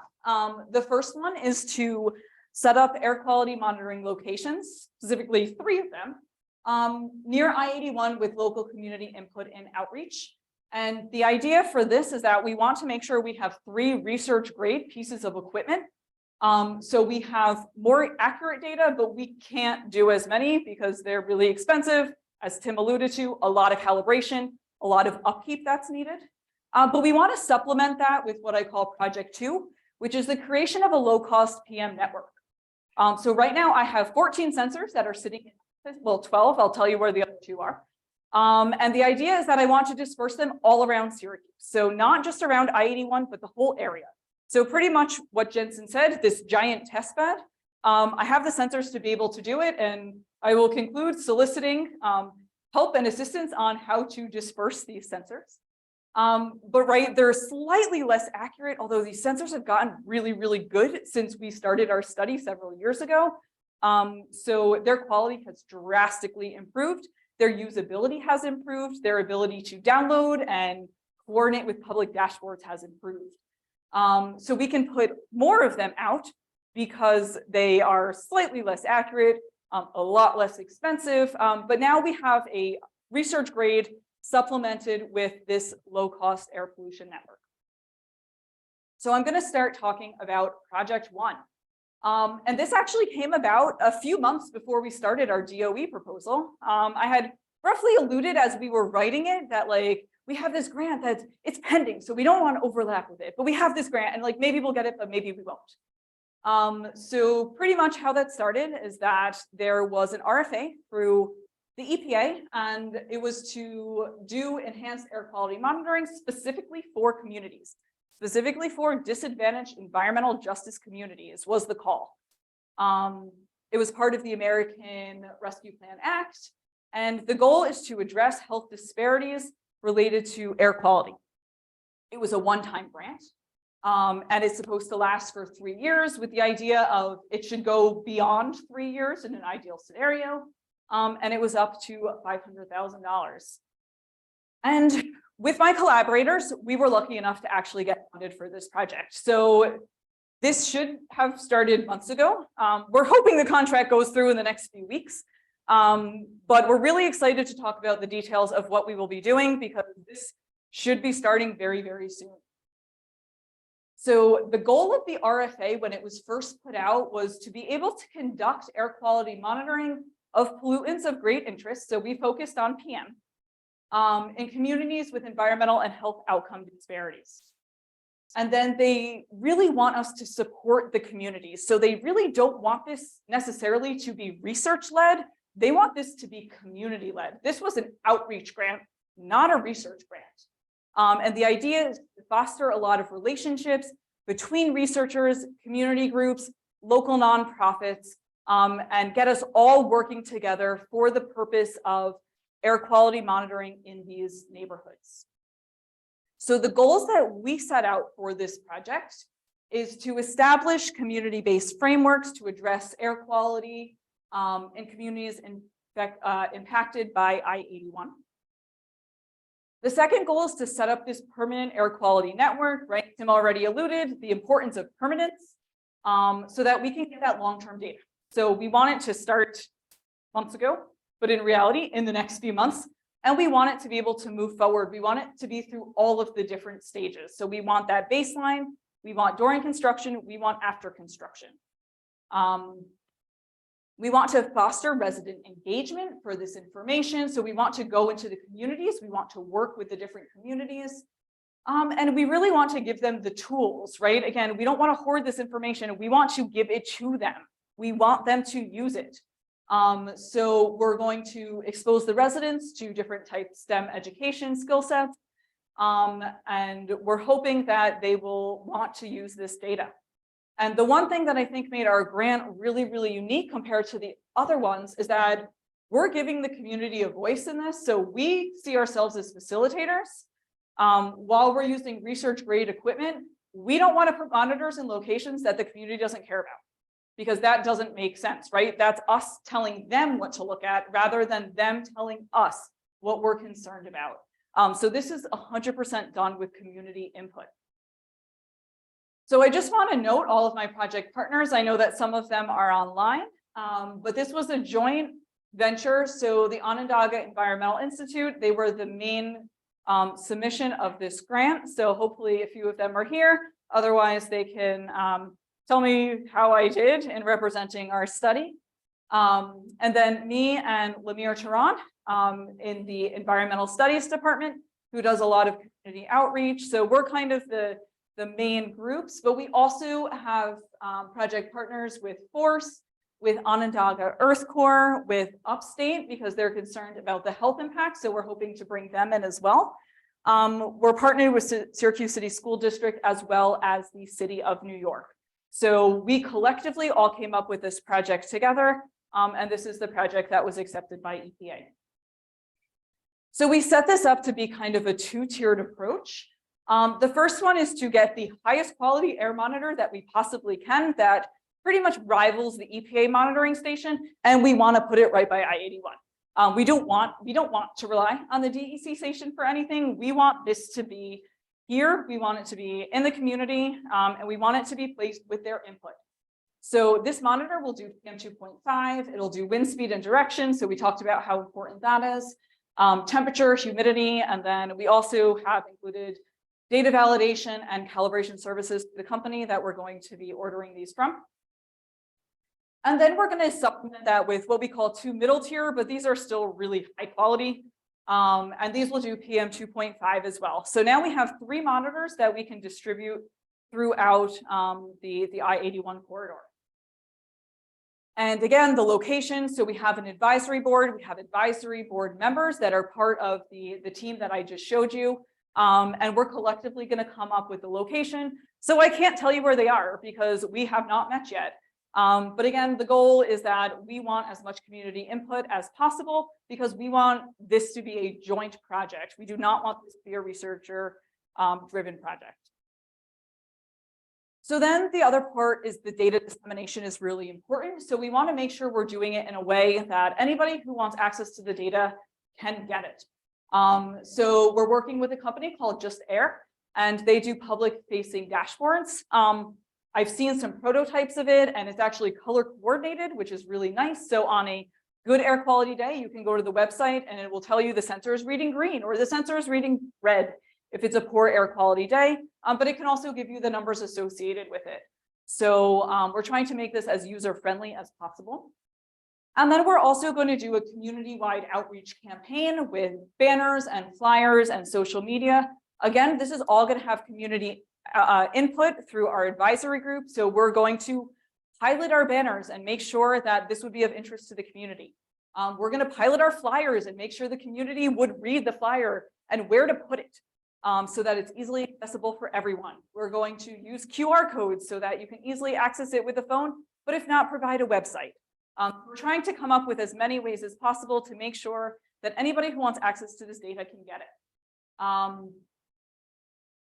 And then we have the STEM education. So this is going to be joint with ESF, the Onondaga Environmental Institute, with help from Upstate, and then within the Syracuse City School District, where we're going to develop, modify, and pilot air quality modules that are not only focused on I-81, but on air quality as well. So within these, we're going to distribute low-cost sensors with little kits. They're going to have curriculum that we're going to work with teachers to develop. And the idea is that students, through these kits and through these modules, will be able to learn a little bit more about air quality, about the measurements, about I-81. And then they can go to the dashboard and make sense of things that are in the dashboard. So we're going to try to make that connection from something hands-on that they can pilot at school, in the playground, wherever it is that they indoor air quality, wherever they want to do it, and try to foster those connections and get them really, really interested in air quality measurements. And we're going to develop 2 different modules, one for elementary school and one for high school. We want to make sure that we're getting students involved at a younger age, but then high school students are also really interested in this, so we can develop a module that might be a little bit of a higher level for the high school students.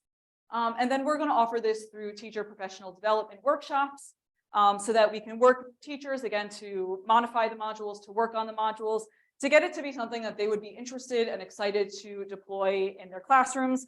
And then we can give the kits to anybody who wants to use them, and essentially through like a renting process, so that they can use them, and then we can kind of distribute them throughout to anybody who might be interested. So that's project 1. And as I said, the timeline for that should be very, very, very soon. The first thing that we want to do is get our first monitor kind of up and running. So me as an advisory board, try to figure out where the first one is, because priority is baseline data at this point. So we want to make sure we're getting at least 1 monitoring as soon as possible. The other 2 will follow, followed by the curriculum and the STEM education. And then I have project 2. So project 2 is to create a low-cost PM network using different PM sensors. And now we're getting a little bit more broad. The first one is really focused on I-81, but now we have all the different regional pollutants that we're interested in. So we plan to do this using a monitor that's called Purple Air. This is what it looks like. It's small, it's rugged, it's meant to be outside, which is really, really important. It measures particles, so PM1, PM2.5. It also does PM10. Temperature, humidity. It can be indoors, it can be outdoors. It's Wi-Fi enabled, so you just need to log on to Wi-Fi, but you do need to plug it in somewhere, which is one of the caveats. What I like about this model is it actually has an LED light that shines regardless, based on what type of measurement. So on a really good air quality day, it'll actually shine green. On a poor air quality day, it'll be orange or red based on the air quality standards. So if we end up deploying these in an area that they're highly visible, all you should be able to do is look up and see if it's a good air quality day without even having to go to the website. The other great thing is that it has 2 sensors, so we can actually do that direct comparison. So you'll know if something is wrong with one sensor, because both of them should correlate very, very well with each other. So I know I'm kind of running out of time, so I just want to say there are a lot of these sensors that exist. They're one of the most common networks, which is why we chose them. This is LA, and every single dot you see is a sensor. So not that we're trying to mimic this, I only have 14, but a lot of sensors in different areas. This is what Detroit looks like. So they're trying to build up their sensor network. They're also very concerned with air quality. Rochester has a whopping 3. So right now they're beating us. But this is what the whole Northeast looks like. These are all the different sensors and what they measure. And I deployed my first sensor back on April 13th. So when I said this is fairly new, this is like a week and a half. So clearly I live in Liverpool, so I deployed it in Liverpool. What you're seeing right now is the air quality index of the day that I screenshotted this, which is good because it's green. So some very, very preliminary data. Some of this I analyzed last night because you can see April 22nd was the most recent day. But I have a bunch of, so I have 2 sensors. One of them is hidden. One of the problems with public data, right, is that you don't know where it is or what's going on. So I made one hidden because it seems very strange to put both simultaneously and then make it public. Nobody would know what the difference is except for me. But I have 2 of these in my backyard. You can see compared to the air beam, these are much, much closer to each other. The correlation coefficient's around 0.99. And I've analyzed this for several different days. For PM1, 2.5 and 10. If you look at April 22nd, so this was yesterday, I've added in the DEC site, so for the black dots. So you can see they follow a similar trend. Not surprising for PM 2.5. For PM10, it seems to be, again, all over the place, which means that DEC is kind of recording something different than I'm recording at my house. Liverpool is a lot farther away from the DEC site than even the Center of Excellence. Then I just kind of put the World Health recommendation. So it was really kind of, yesterday was a bit of weird weather, or maybe 22nd, right? That was Saturday when it was fairly warm. Air quality went up a little bit. So we're actually above the WHO recommendation for annual average, but you can even download the air quality index data. So you can download all of this data. 22nd, we actually did hit some, we're not quite in the green area for air quality, so it went above the 50 mark for that.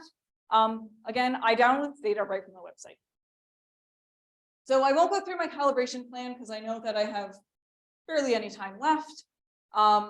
But in general, we're going to co-locate these with the EPA monitor that I set out this summer. So we'll actually be able to know how accurate they are compared to my first study. So we have learned.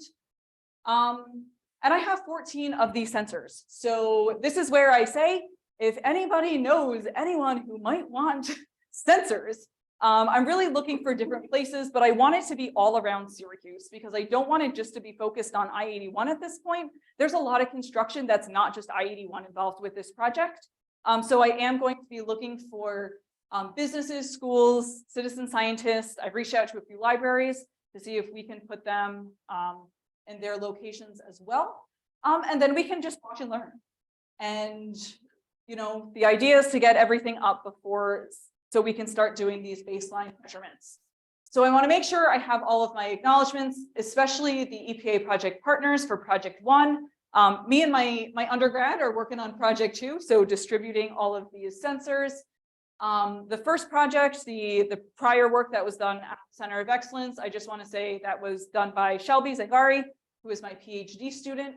And Amy Samuel and Mir have been great. They're the ones who I'm working with on the EPA project. I'll open it up to any questions. If you guys are interested in the maps, you can actually just use the QR code there. The website comes up, and once you have the website, you can look at my Liverpool location whenever you want. Or you can just Google purple air map and it'll be the first thing that comes up, and you should be able to locate the sensor that way. So sorry I didn't leave that much room for questions. I talked longer than I thought I was going to, but I'm happy to answer whatever I can in the time left over.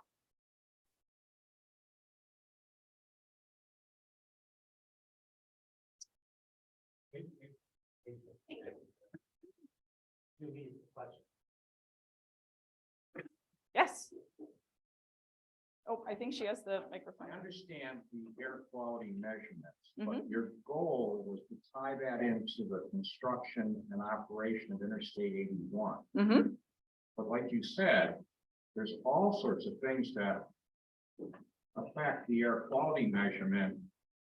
So how do you attribute that to I-81? And when you did like your earlier study, did you gather things like the number of cars running by every day? Was there, you can't get that? Can't get that. That'd be good. I would love to partner with Tim, who will start being able to get that. But no, we didn't have traffic count data for that. So that is more looking at regional, you know, anticipating, and we can get wind speed and wind direction, and that would give us a better indication if it's coming from I-81. We can also go back and get weather data. So I think Jensen alluded that when we have rainy days, it washes out all the particles. So we do see concentrations go down. So there's a lot of things that we can do once we have the data, but we actually have to have the data first. Otherwise, we can't really, right? We can't really do anything with it. So we just have to make sure we're getting the proper data in the proper locations to be able to make those assessments. Yes.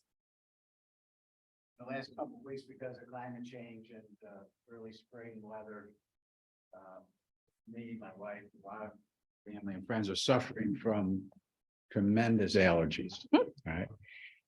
Where does pollen fit in this? Because I know the city of Syracuse is the top 20 in the country for pollen. Pollen is PM10. So those are bigger particles. So those would be in the PM10. They would not fall into the PM2.5 range. Okay. An air quality index is usually based on PM2.5 or ozone. So strictly in the sinuses. Mostly in the sinuses, yeah. Most of the time you don't get a cardiovascular response, you would get a respiratory response. Off of what Dave Banquet said, you know, I cringed. I was not happy when they put in the Janesville garbage incinerator, even though that stack is up high. You know, it's still polluting the air. And it goes right over where I live. So those are all the kinds of different things that have to come into play, right? Oh, absolutely. Monitoring And that's one of the things that the siting of the location is so important. So I kind of specifically, right, I'm over in Liverpool, so we don't have a lot of the sources that would be the concern. That would be more of the regional background. Because of the wind direction is usually coming through Liverpool, right, and then over I-81 and then over everything else. But the other idea is to also, if you have a system, and right now I have 14 because that's all I have. If you distribute them wide enough, if it's regional, all of them will go up at the same time and go down at the same time. When you have specific sources, you can probably identify them based on where you put them, right? So if you know that you have a source that's close to your house, you would probably see that monitor go up, but some of the other ones around it might not. And that's why it's really important when you set up these networks to make sure you know everything about those locations that you need to know so you can identify the additional sources. But that's why you need more than like 1, 2, or 3 generally, so that you have a wide variety of different things that you can look at. So certain things when I'm starting to look at my sources, you know, do you routinely have fire pits, right? I don't want somebody who routinely burns stuff in their backyard to have a sensor in their backyard, right? Or anybody who lives near a very busy, dusty road, right? That's going to give us abnormally high numbers, but it will only do it at that one location most likely. And that's why the location selection, again, is incredibly important. You have to know all the potential sources. Yes. How high does the sensor have to be? So the sensor can be wherever you want to put it. So when I place my sensors, one of the first things that I'm concerned about is the safety of the sensor and making sure that nobody can get it, tamper, hit it. And that's where it's a little tricky because it's great to let people know the location, but then you're letting people know the location. So what I tend to do with them is maybe skew the location a little bit, maybe put it a block farther away so that people can't exactly pinpoint it, but it should be close enough. Right now I have mine pinned to the local elementary school. Good luck finding it. So, but yeah, so we want it to be, but if you want them to see that light, then you also might want it to be high enough that they could see, you know, the LED light color. Not necessarily a deal breaker at that point, but it really just thinks about the purpose of all the different locations that we're putting it. If we want the idea that people just see the light, then we have to put it somewhere they're going to see it. If not, we can put it on a rooftop and that's fine. That's why a lot of sensors are on rooftops for safety reasons and for tampering reasons. But, you know, we also want to think about where people are living. So that's one of the challenges with constantly having rooftop monitors is that people aren't generally living at the rooftop, they're living at the ground level. So you kind of want somewhere in between where you want your sensor to survive, but you don't want to put it in a place that is not representative of where humans are. Jamie, this was very educational and informative. I hope you get invited back to talk about indoor air pollution too. This seems like a lot, so maybe in a few years. Another question? Yes. I like the first question. I kind of want to follow up on that. So as a transportation model, I'm trying to understand or trying to figure out how we can tie this data collection effort to the impact of I-81. So it would be interesting to think about how we can tie this data collection and collected data incorporate into models. Because there are currently transportation models that can model current traffic conditions, and you can estimate the emissions from almost every section, although those should be local, like PMs and so on. Those are CO2 can be estimated too, but that's like not local. Anyhow, so there are, you know, we can estimate current emissions from transportation sector, and we can also estimate the future because we can change the input to the models, and we can say that I-81, you know, the pollutants around I-81 was like this. We can color code and outputs would do that. And then we can put the future conditions, let's say I-81, new city development and new emissions. So I'm curious, is there any way or technology that can tell you about sources of measurements you're making? Like, let's say, I guess location can give some clue, and also, especially going back to Tim's slide, like transportation is the highest contributor that, although that was greenhouse gas emission, and then the next contributor is energy. So that may tie into your location choices, like maybe close to highway facilities and maybe close to energy production locations and so on. Like these highest contributors, I'm assuming there is no way of distinguishing the source of pollutants you are getting. So there is, and it's actually very similar to Jensen's setup, which is you put one on one side of the highway and one on the other. And if you know the wind speed and the direction, if it's not from I-81, they should read exactly the same. So that's one of the things that we'll be working on, is making sure we have them at different locations on either side of I-81. But something that I didn't mention up here is black carbon. So black carbon is a direct marker of diesel exhaust, which really only comes from traffic sources. And I have several black carbon monitors that will be deployed. So I have 3. They'll be deployed at each of the locations for the EPA project. So we'll be able to distinguish that from just PM 2.5, which can be anything that's in the particle, and start to look a little bit more at the traffic related sources. So I'm thinking at least this, your data collected from your sensors could be used for validation and even calibration for our models. I think what I estimate should be at least equal or less than what you measure. Yeah.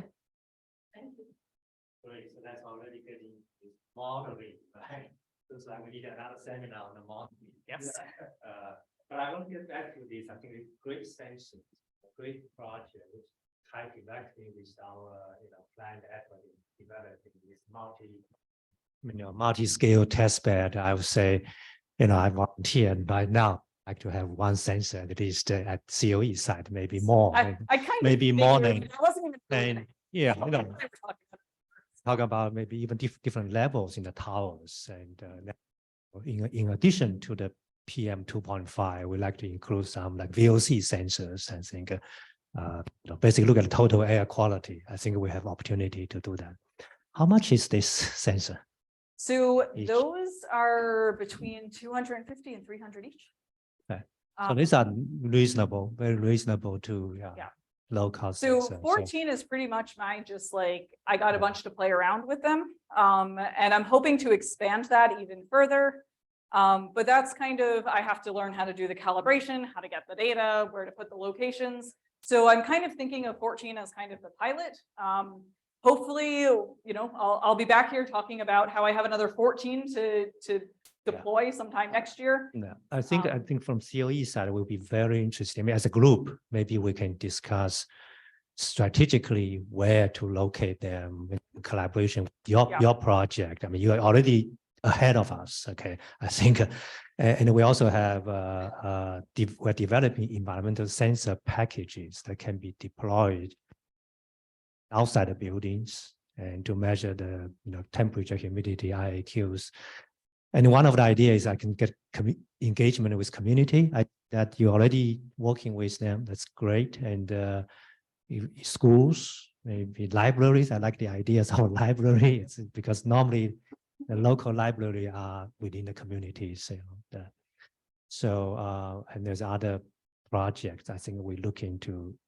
Basically, I think strategically, if we work together, we can develop a basically network of sensors that provide these informations for, first assess what's going on, what happens, and then integrate with this modeling effort, transportation model, and we have computational fluid dynamics model, which related. This is a great start. So I didn't know you already get so far into it. So I know we are kind of running out of time. It's a great session we have today. Let's thank Jamie one more time. And thank you very much. One last thing is I want to take this time to thank Carrie for organizing all this, so many different R&T sessions for us. And I like to particularly mention her today because she actually is going to move to arts and science starting May 1st. But thank you very much, Carrie, for all the wonderful work you have done with for COE. Yeah, thanks. Yeah. So in this area, I think we'll continue. I would say we'll reach out to you again, and also please do reach out to us as well, just say, okay, here is an interesting idea. There's a proposal opportunities and how we can best, come together to come up with a strong proposal. Doesn't matter if it's small or large. The large one we involve relevant people, have a discussion and see how we go about it. Like almost get into like center type proposals. I think we have the capability and all the here, both the expertise and also the facilities, test bed. In a small project, and then we also like that we see how we can integrate, different small projects together. So thank you again. Really appreciate that. It's a wonderful session. Okay.